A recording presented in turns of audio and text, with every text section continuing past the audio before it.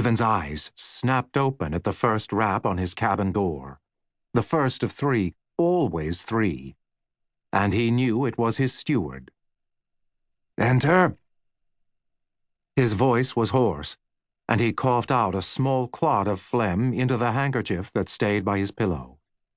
He had slept soundly, the sea swell directly astern of them, powerful, gentle, rhythmic.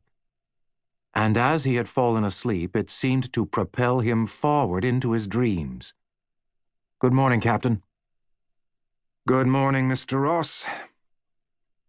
His steward was a short man, of gracile build, with very wavy ash-blonde hair, slightly dish-faced, but not unpleasantly so, and with hazel eyes beneath woolly brows so heavy that they seemed always knit in worry. He bore a wooden tray with water, coffee, and a covered plate. Bliven rubbed his eyes, rose stiffly from his berth, and entered his sea cabin. "I am eating alone this morning." "Sir?" Ross scooted aside a chart of the southern coast of Cuba that lay on the great mahogany table and prepared to lay breakfast. "The lookout sighted a sail just a moment ago. The officers are already on deck." "Where away?" "They make her 3 miles, sir, northwest." Bliven paused to enjoy the morning sun streaming in the stern windows. "Toward the reef?" "It would seem so, sir." If it was a pirate or a slaver, he was doing just what he needed to, trying to draw them into shallow water. Well, as dearly as Bliven would have loved to take a slaver out of the trade, he would not be drawn in. Even after more than a decade, it made his gorge rise to think of how Bainbridge lost the gallant Philadelphia at Tripoli, racing into shoal waters where he had no business going. Ross set his breakfast down next to the still-open logbook in which Bliven had been writing the night before. Even before his first sip of coffee, he took up the pen, flipped open the inkwell, and dipped the nib. He paused to wake up a bit more, for if there was one thing that had come to irritate him, it was an inconsistent hand in the captain's record of the ship's operation. October 20th, 1817.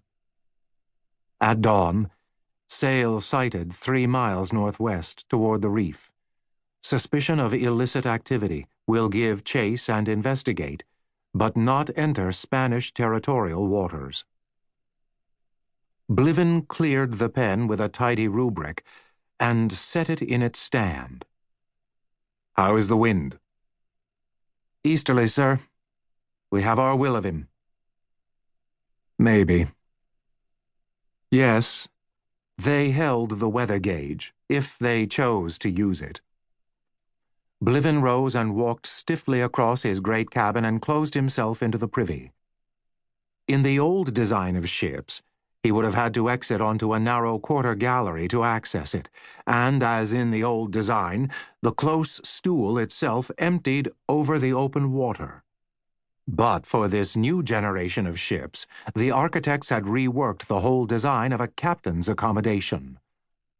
Now, it was divided by partitions into a 6-compartment suite, with separate areas for working, sleeping, hosting guests, all surrounding the great sea cabin with its fine mahogany furniture. Heavy, polished, elegant, but no longer fashionable and no doubt appropriated from some earlier vessel, now stricken from the list, for dining and entertaining. Along the after bulkhead of his study, which lay to starboard and was matched by a guest berth to port, reposed the 10-foot assemblies of 24-pounders on their carriages, their gun-ports closed against the weather. They served as reminders that, in a battle, even the captain's suite fought, and one feature of the new architecture was that its partitions were collapsible. In beating to quarters, The partitions were lowered, and the captain's furnishings were stowed below in the wardroom, shared by the other officers at the stern of the berth deck.